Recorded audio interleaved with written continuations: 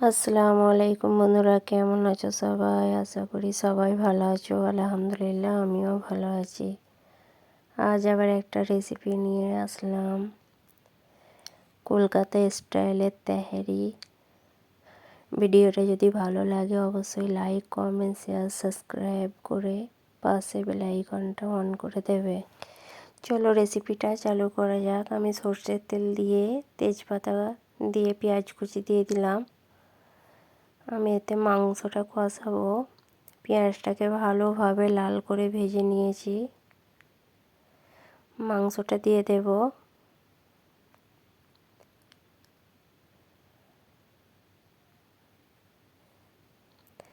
মাংসটাকেও ভালোভাবে কষিয়ে নেব।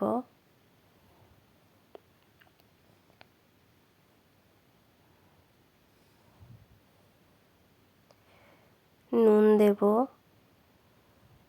হলুদ গুঁড়ো, জিরে ধনে গুঁড়ো, লঙ্কা গুঁড়ো, কাশ্মীরি লঙ্কা গুঁড়ো কালারের জন্য। আমি এখানে দই দিয়ে দেব, টক দই। আবারও ভালোভাবে কষিয়ে নেব।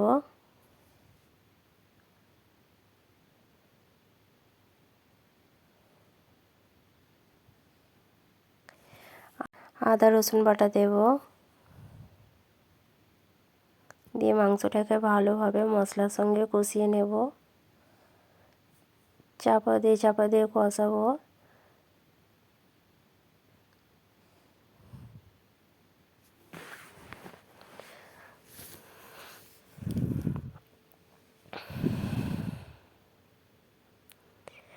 অনেক পানি বেরিয়ে পড়েছে মাংস থেকে।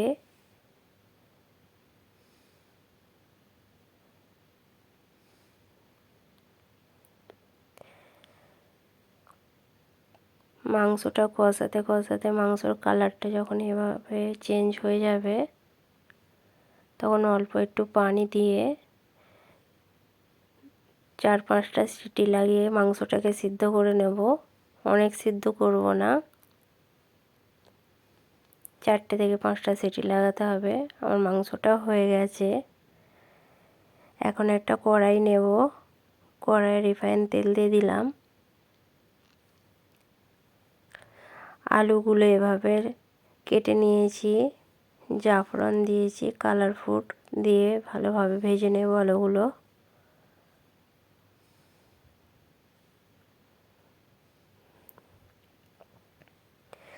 আলুগুলোকে লাল করে ভাজবো।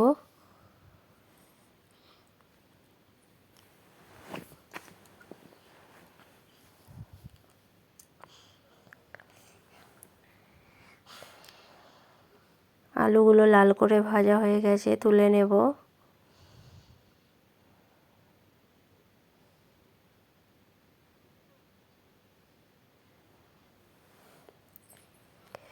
বেরেস্তার জন্য পেঁয়াজটাকে ভেজে নেব।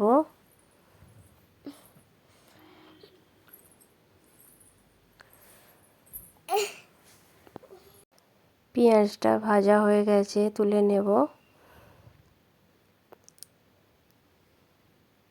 আবার একটা হাঁড়ি নিয়ে নিলাম। গোটা জিরে, লং, গোলমরিচ আর 2টো ছোটো এলাচি দিয়ে ভালোভাবে একটু নাড়াচাড়া করে নেব। সাদা তেল দিয়েছি। আমি এই চালটা 1 ঘন্টা আগে ভিজিয়ে রেখেছিলাম। এটা পোলাওয়ের ভাঙা চাল, সেটা দিয়ে আজ তেহারিটা বানাবো। ভিজিয়ে ভালোভাবে ধুয়ে পরিষ্কার করে নিয়েছি। ভালোভাবে চালটাকে গোটা মশলার সঙ্গে কষিয়ে নেব।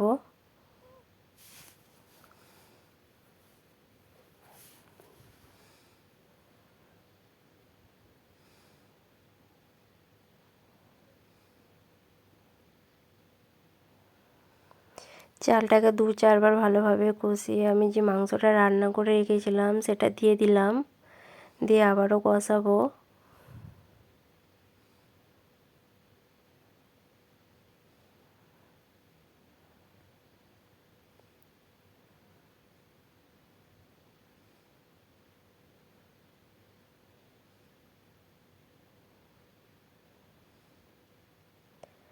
এখন আমি স্বাদ মতো নুন দিয়ে দেব।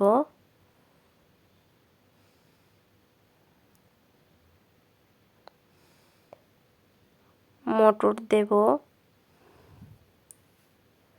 ভেজে রাখা আলুগুলো দেব, আবারও ভালোভাবে কষিয়ে নেব। টমেটো কুচি দেব,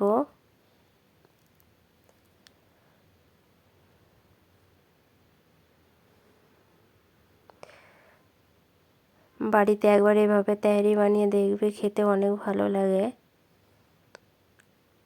ভিডিওটি যদি ভালো লাগে অবশ্যই লাইক করে দেবে একটা। পানি দিয়ে দেব, পানিটা পরিমাণ মতো দিতে হবে। ছোট গ্লাসে 3 গ্লাস চাল নিলে বড় গ্লাসে 3 গ্লাস পানি দিতে হবে, ডবল দিতে হবে সব সময়।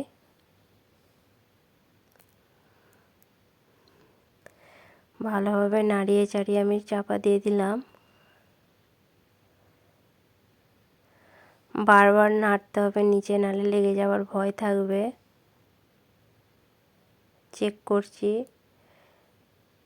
এখনও 50% বাকি আছে। ধনেপাতা কুচি দিয়ে দিলাম, কাঁচা লঙ্কা দিয়ে দেব।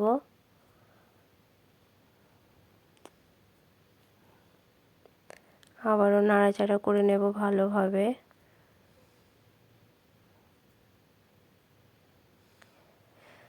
গরম মশলা দিয়ে দেব।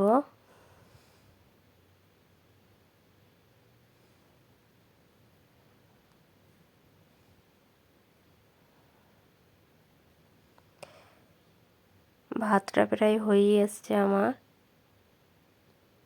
বারবার ভালোভাবে নিচেটা নাড়াচাড়া করে দিতে হবে।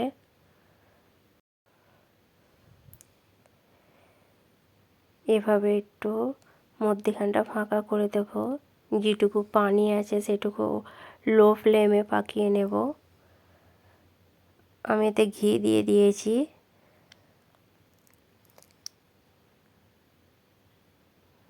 দম দেওয়ার পরে একটু দমে দিতে হবে লো ফ্লেমে।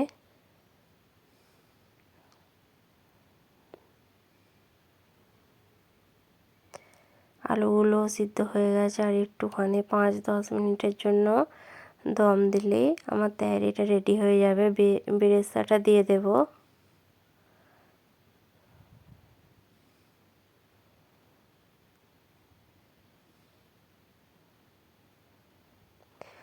আবারও চাপা দিয়ে দিলাম 5 মিনিটের জন্য।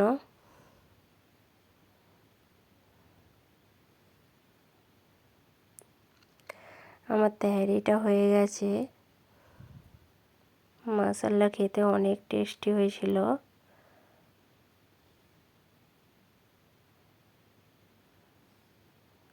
দেখতে যেমন সুন্দর হয়েছিল, খেতে আরও সুন্দর হয়েছিল।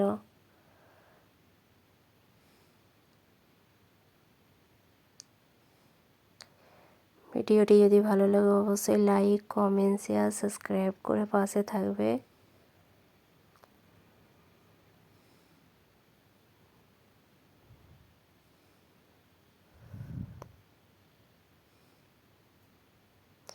আল্লাহ হাফেজ, দেখা হচ্ছে নেক্সট ভিডিওতে।